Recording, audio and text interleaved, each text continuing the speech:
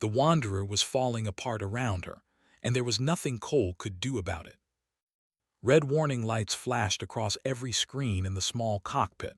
The computer voice kept repeating the same words over and over. Hull breach detected. Engine failure imminent. Collision warning. Had stopped listening to it 5 minutes ago. She was too busy trying to keep her scout vessel from becoming a ball of fire. The asteroid had come out of nowhere. One moment she was cruising through the edge of an unexplored star system. The next moment a chunk of rock the size of a house had torn through her left engine. The Wanderer had been spinning ever since, caught in the gravity well of a jungle moon that the star charts simply called 4. Pulled hard on the flight controls. Her muscles burned from the effort. Sweat dripped down her face and into her eyes, but she did not have time to wipe it away. The ground was coming up fast, too fast.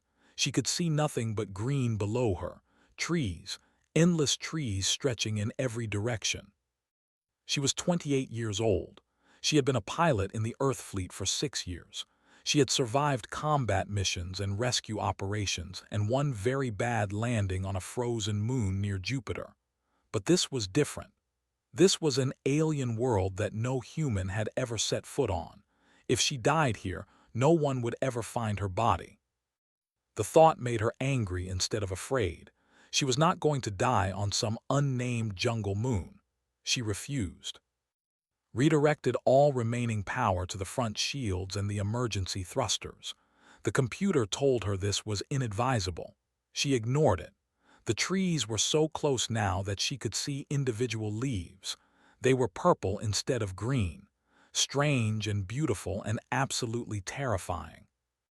The Wanderer hit the canopy with a sound like thunder. Branches snapped and scraped against the hull. Was thrown forward against her harness so hard that the breath left her body. The world became a blur of motion and noise and pain. Then everything stopped. Opened her eyes slowly. She was still alive. That was the first surprise. The second surprise was that the Wanderer was mostly intact. The ship had come to rest on its side, wedged between two massive tree trunks. Smoke was rising from somewhere behind her, but she could not see any flames. She unstrapped herself from the pilot's seat and fell awkwardly against what used to be the wall. Everything hurt. Her left shoulder was throbbing and she suspected it might be dislocated. Her head was pounding, but she could move. She could think. That was enough. The emergency supplies were stored in a compartment near the back of the ship. Crawled toward it, climbing over broken equipment and scattered debris. The compartment door was jammed. She kicked it once, twice, 3 times. On the 4th kick it flew open. Inside she found exactly what she needed. A medical kit, ration packs for 30 days, a water purifier, a thermal blanket, a small heating unit, a distress beacon, and a standard issue sidearm with 2 extra magazines. Treated her injuries first. The shoulder was not dislocated after all, just badly bruised. She cleaned the cut on her forehead and applied a healing patch. Then she ate half a ration bar and drank some water. Her hands were shaking slightly, but her mind was becoming clearer. The distress beacon was her priority. She activated it and waited. The small device blinked red for a long moment. Then it blinked again, and again. But it never turned green. The signal was not reaching orbit. Something was blocking it. Maybe the atmosphere, maybe the dense jungle canopy, maybe damage from the crash. She was alone. Really and truly alone on an alien world. Allowed herself exactly 60 seconds to feel the fear.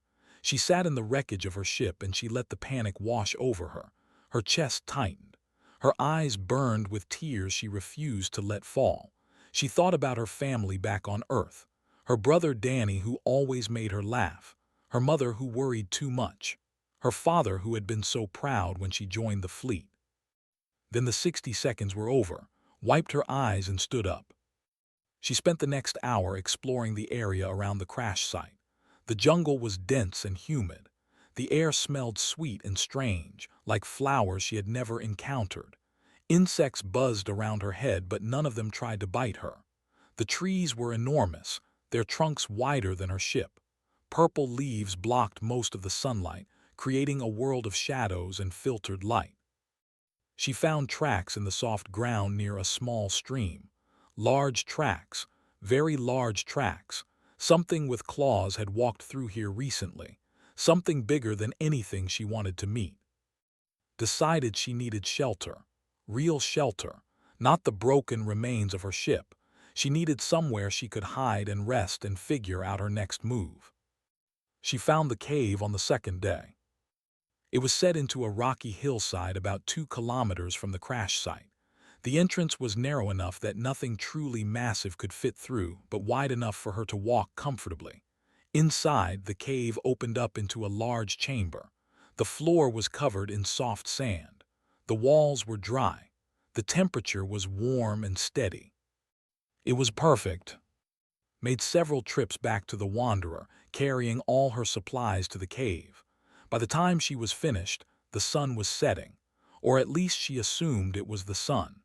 The light filtering through the jungle canopy was turning from purple to deep red to black.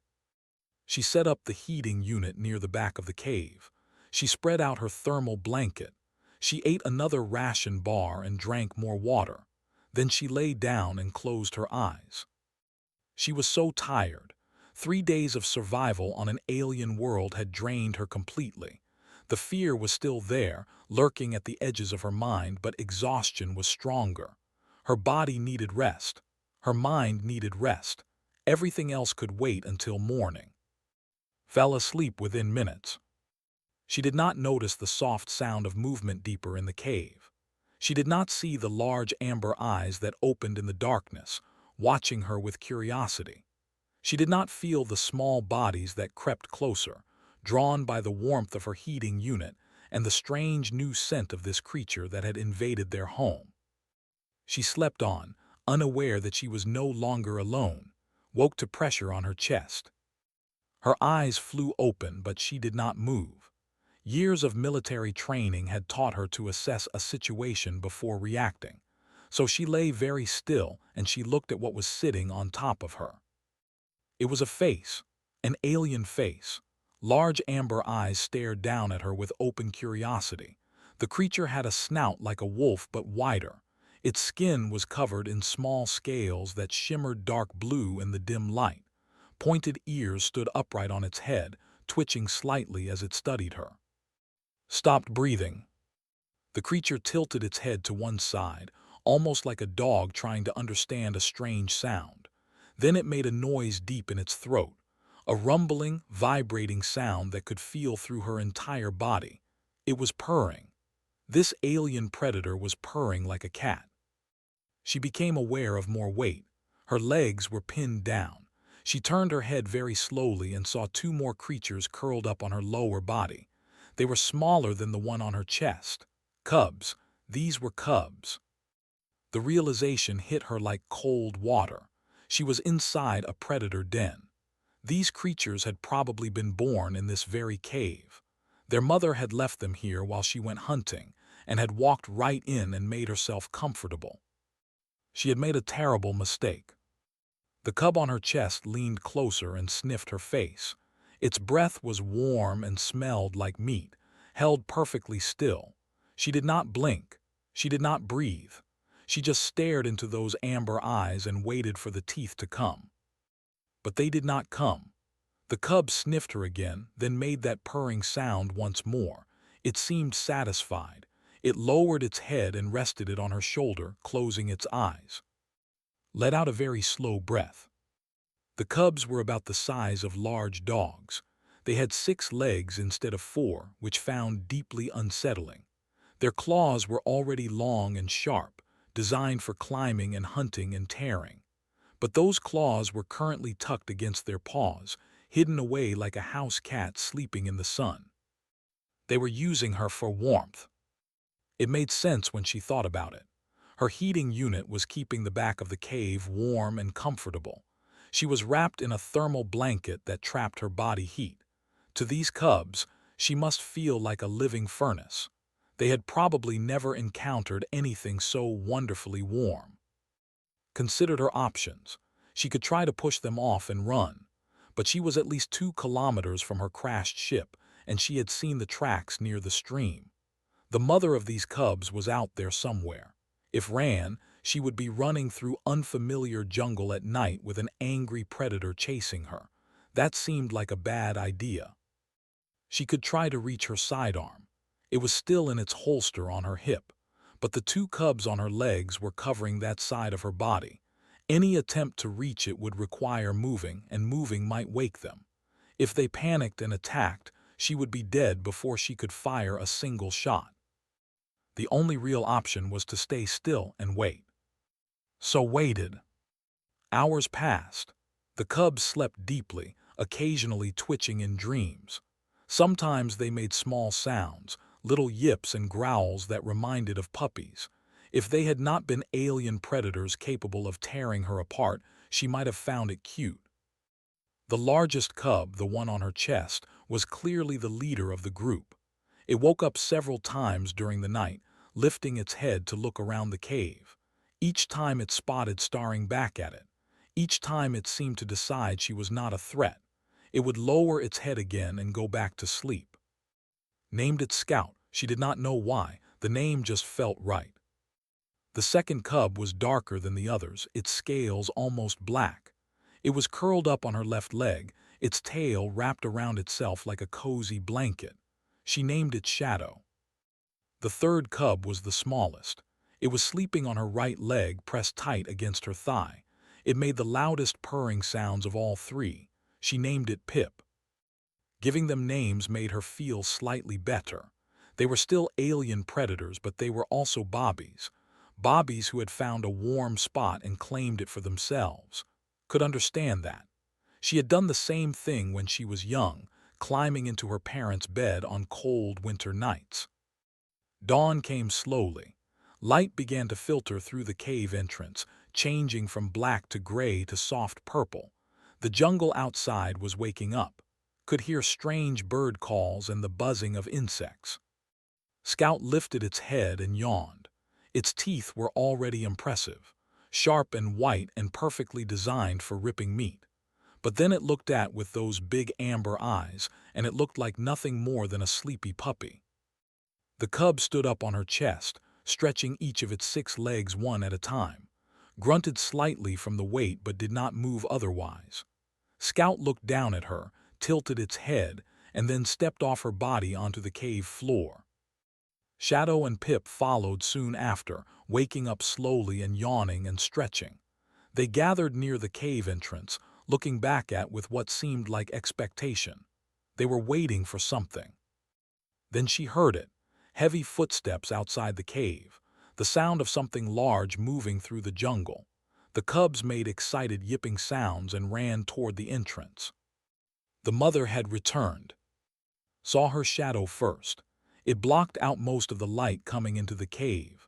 Then the creature itself appeared and felt true terror for the first time since the crash.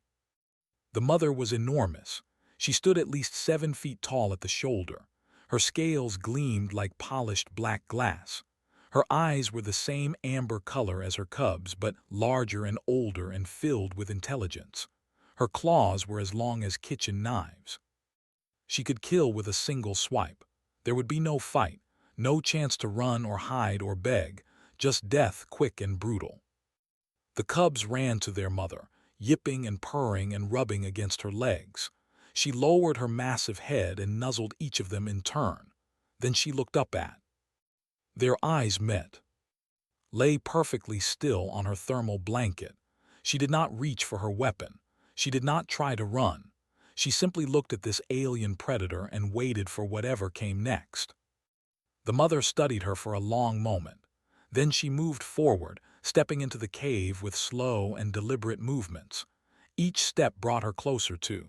Each step made the ground tremble slightly beneath her weight. She stopped right next to and lowered her head. Could feel warm breath on her face.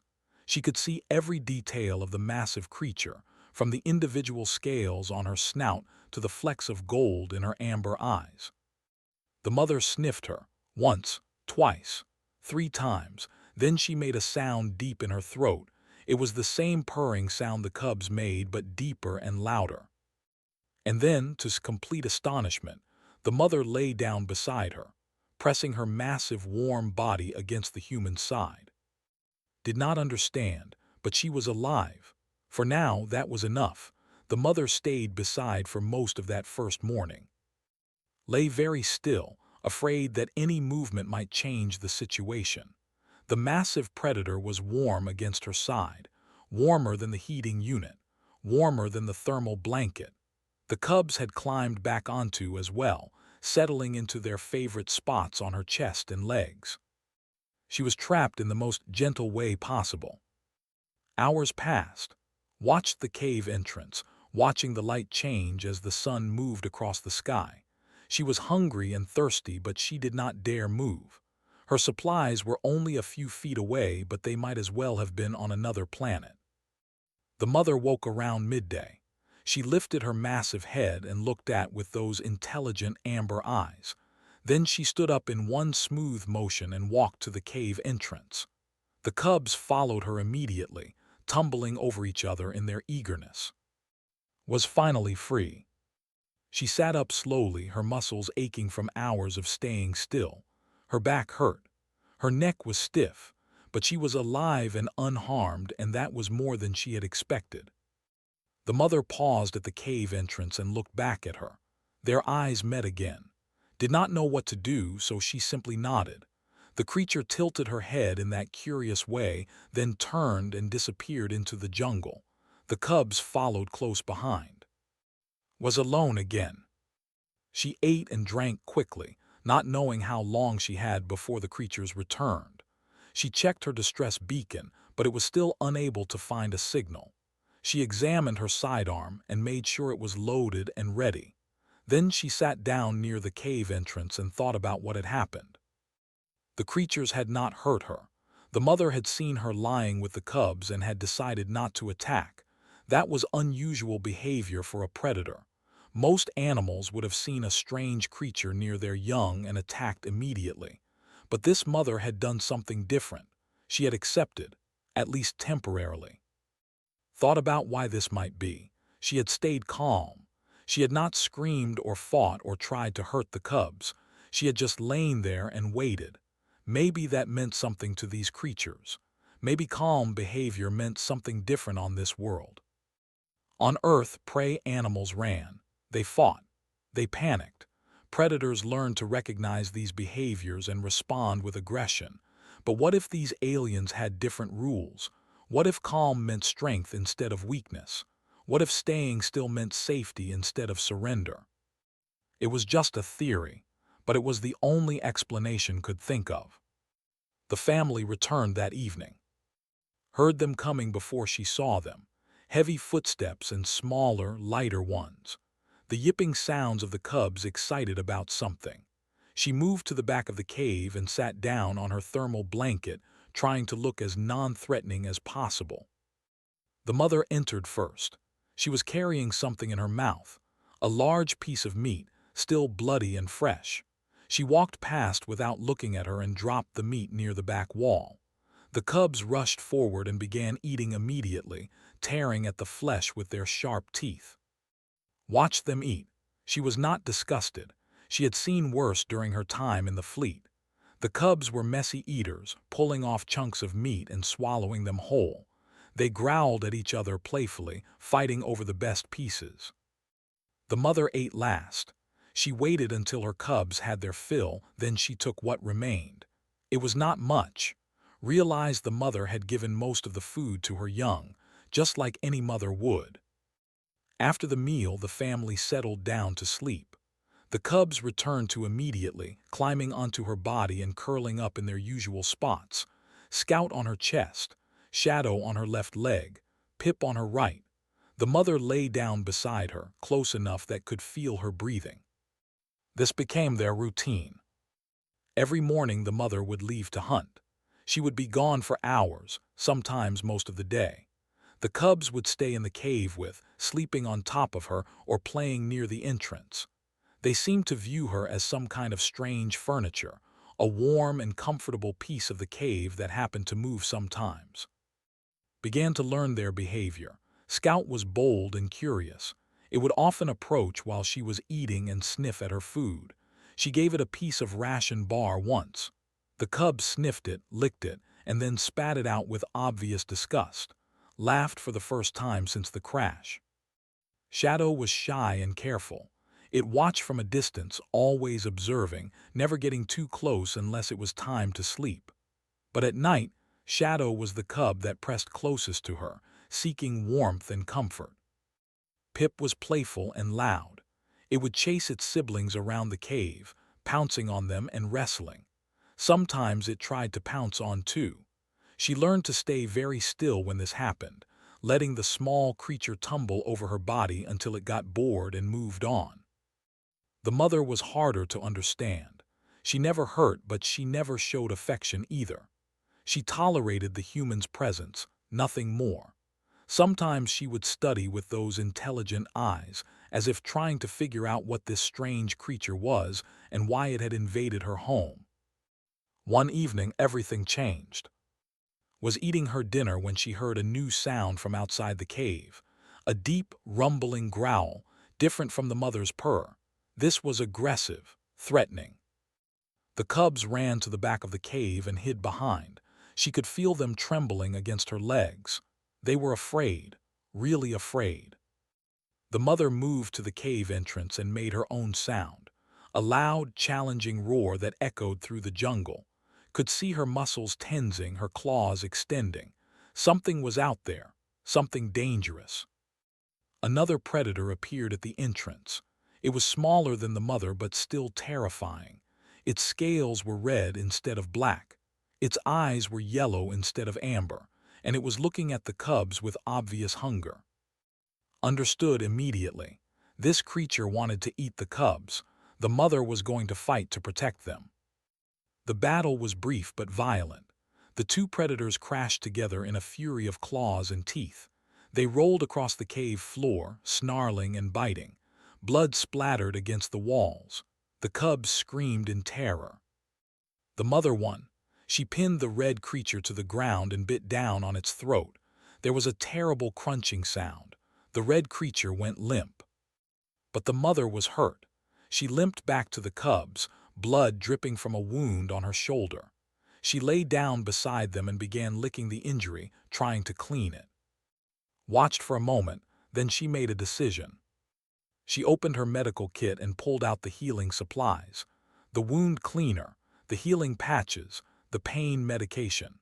She moved slowly toward the mother, showing her hands, showing the supplies. The mother growled a warning. Stopped. She set the supplies down on the ground in front of her. Then she pointed at the wound and pointed at the supplies. She did not know if the creature could understand, but she had to try. The mother studied her for a long moment. Then she lowered her head and closed her eyes. Permission. Worked carefully. She cleaned the wound as gently as she could. The mother flinched but did not attack. She applied the healing patch and pressed it firmly into place. The mother made a soft sound, almost like relief. When it was done, moved back to her spot on the thermal blanket. The cubs climbed onto her immediately, seeking comfort after their scare. The mother watched her with new eyes. Something had changed between them, could feel it. She had proven herself. She was part of this family now. The days blended together on 4. Stopped counting after the first week.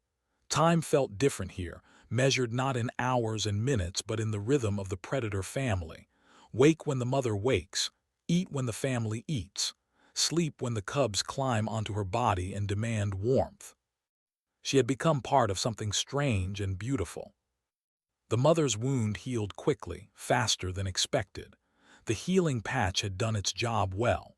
By the 4th day after the attack, the mother was moving normally again.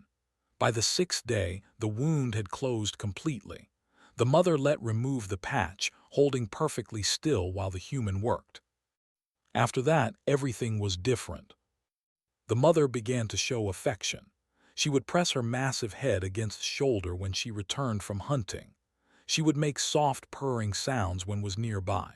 She would sometimes lay her body across the cave entrance at night, blocking any danger that might come while slept. She was protecting her, just like she protected her cubs. Gave the mother a name, Midnight. It seemed right for a creature with scales as black as the space between stars. The cubs continued to grow. Every day they seemed a little bigger, a little stronger, a little more coordinated. Scout began to accompany Midnight on short hunting trips, learning the skills it would need to survive. Shadow started practicing its stalking, creeping up on Pip and pouncing from unexpected angles.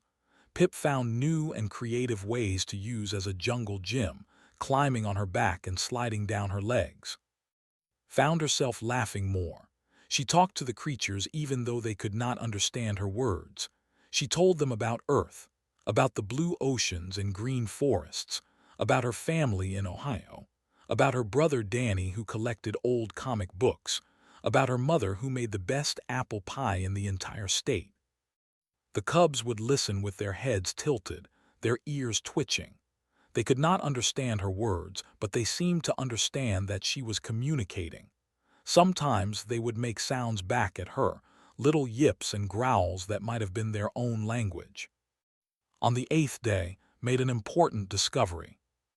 She was checking her distress beacon for the 100th time when she noticed something. The signal was not blocked everywhere. When she held the device near the cave entrance, the signal was slightly stronger. When she walked out into the jungle, it became stronger still.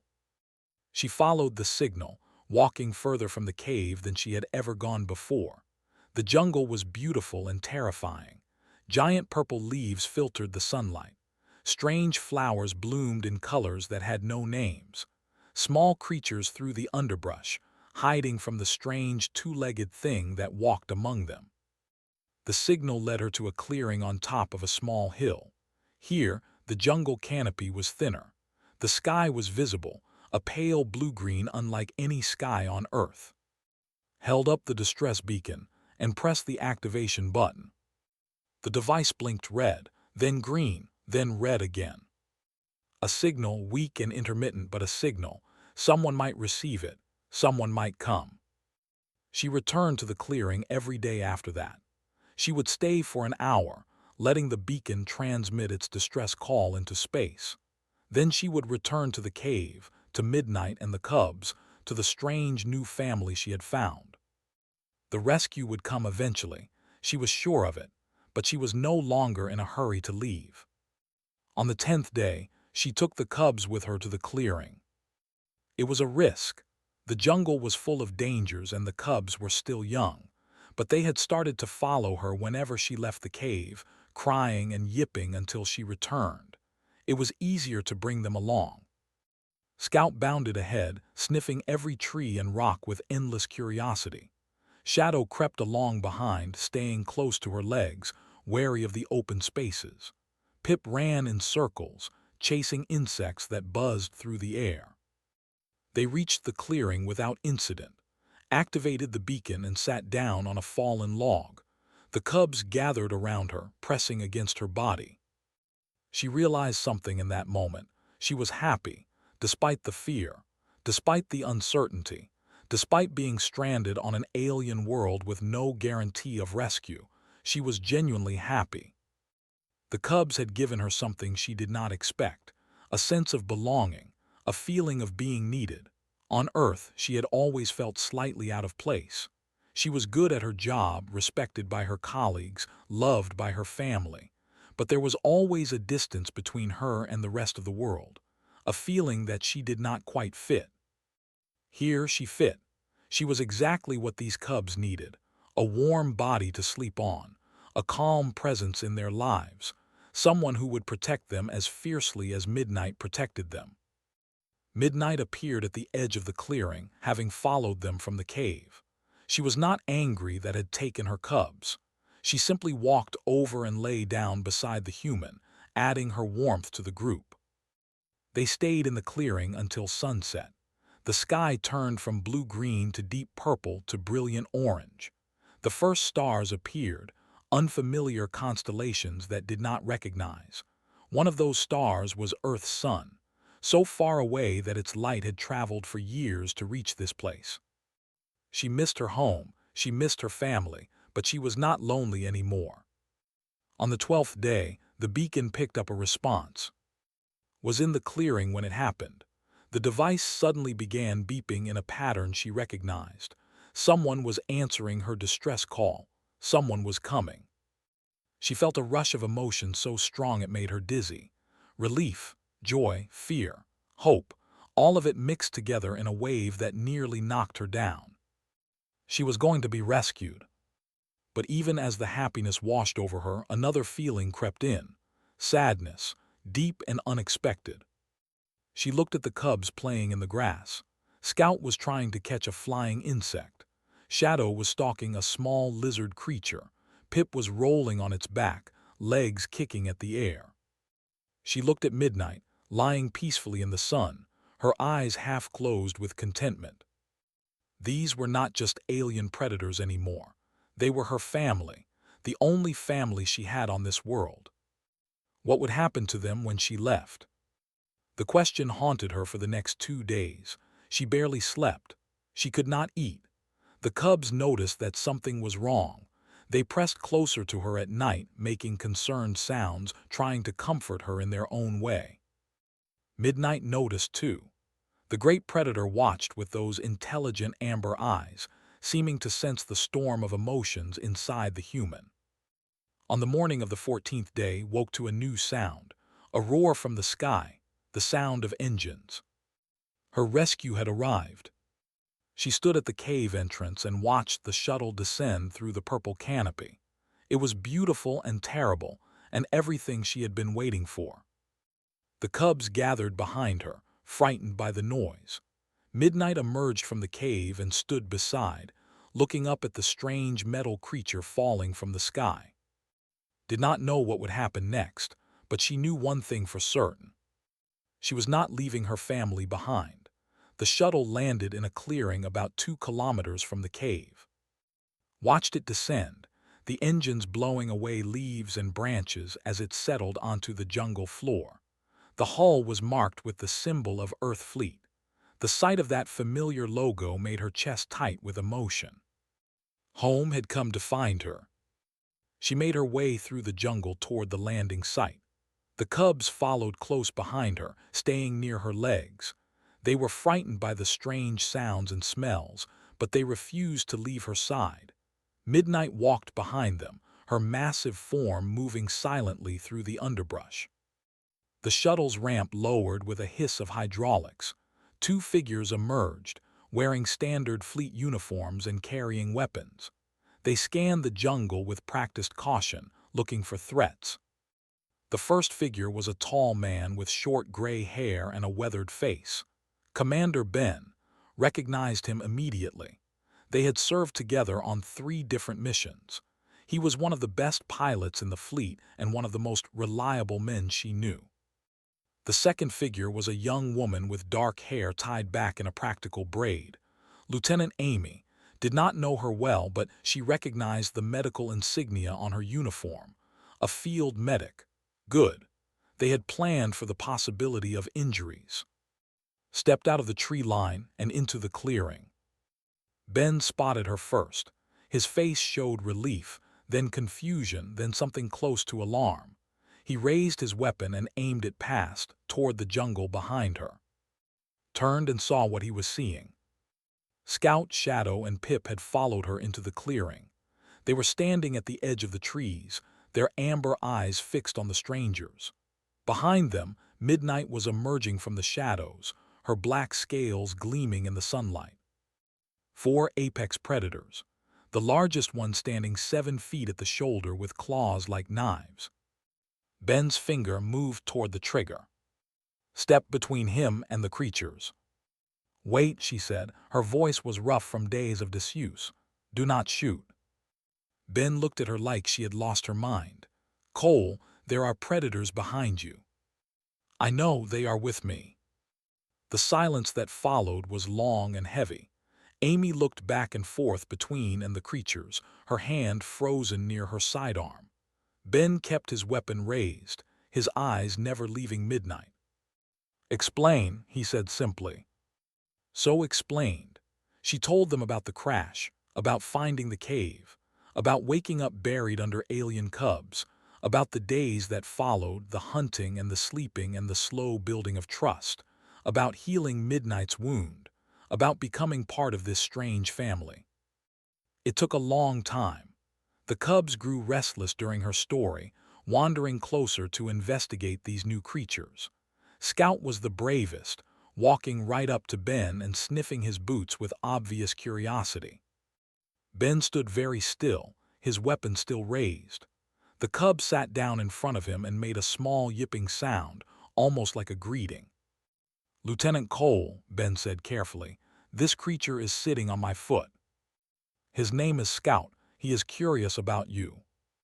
"I can see that. Should I be concerned?" Smiled, the first genuine smile she had given another human in 2 weeks.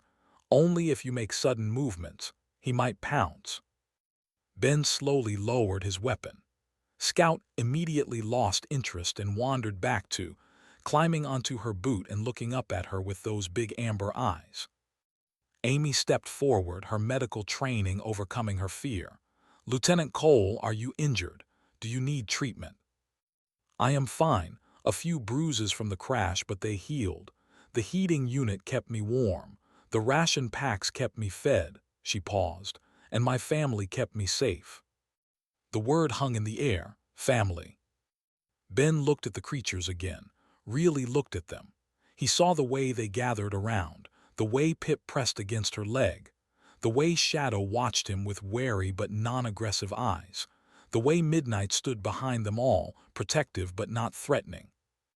"They really adopted you," he said slowly. "You were not kidding." "I was not kidding." Amy pulled out a scanner and began checking vital signs. The cubs watched with fascination as the device beeped and hummed. Scout tried to bite it once but gently pushed him away. "You know you cannot bring them back with you," Ben said. "Command would never allow it."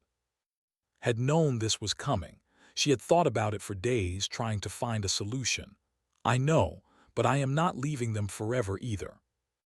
Ben raised an eyebrow. "What do you mean?" "This moon has never been explored. The fleet will want to study it. The life forms, the ecosystem, the potential resources. They will need someone who knows the terrain, someone who has survived here." "You are volunteering to come back." "I am volunteering to lead the research team. And yes, I am coming back." Ben was quiet for a moment. Then he laughed, a short, surprised sound. "You crash-landed on an alien world, got adopted by apex predators, and now you want to come back and live with them. When you put it that way, it sounds crazy." "It is crazy, Cole, completely crazy." He shook his head. "But I have known you for 8 years. Crazy is kind of your thing." Grinned. "Is that a yes?" "That is a maybe. You will have to convince Command, but I will support your request." The journey back to the shuttle was slow, walked with the cubs, letting them adjust to the strange new surroundings. Midnight followed at a distance, wary of the metal ship but unwilling to abandon her family. At the base of the ramp, stopped. She knelt down and gathered the cubs close to her. Scout licked her face. Shadow pressed against her chest. Pip made that loud purring sound she had come to love. "I have to go now," she told them. "But I will come back, I promise." The cubs did not understand her words, but they understood her tone. They understood the sadness and the love and the determination. Midnight approached slowly. The massive predator lowered her head until she was at eye level with. Those amber eyes, so alien and yet so familiar, looked into his own. Reached out and placed her hand on Midnight's snout. The scales were warm and smooth. The creature made a soft sound, almost like a goodbye. "Take care of them," whispered. "I will be back as soon as I can." She walked up the ramp and into the shuttle. The door closed behind her.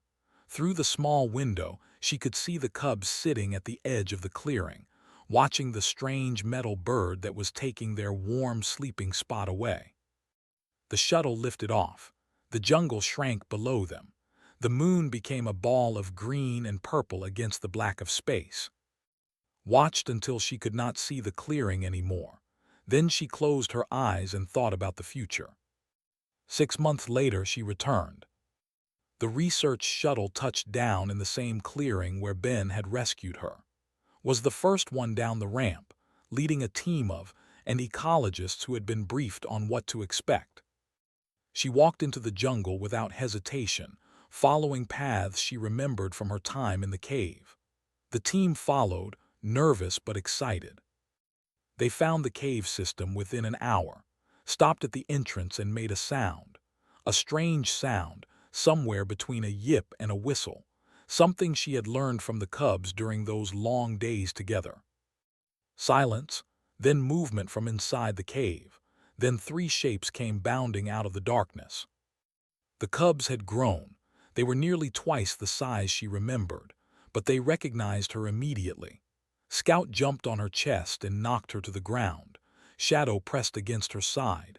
Pip made that wonderful purring sound so loud that the whole team could hear it.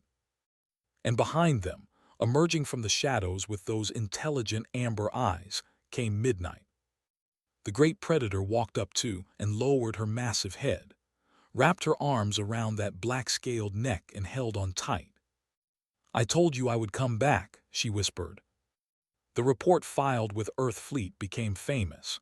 It was the first documented case of a human forming a genuine bond with non-sentient alien megafauna. Scientists studied it. Philosophers debated it. Ordinary people read about it and smiled. The Galactic Council, upon reviewing the incident, added a new note to humanity's file. They wrote that humans were capable of forming familial bonds with apex predators through sheer accident and stubbornness. They recommended approaching the species with both caution and curiosity. Did not care about fame or reports or galactic politics. She cared about the family waiting for her in a cave on a jungle moon. She stayed on for 3 years, leading the research team and watching her cubs grow into magnificent adult predators.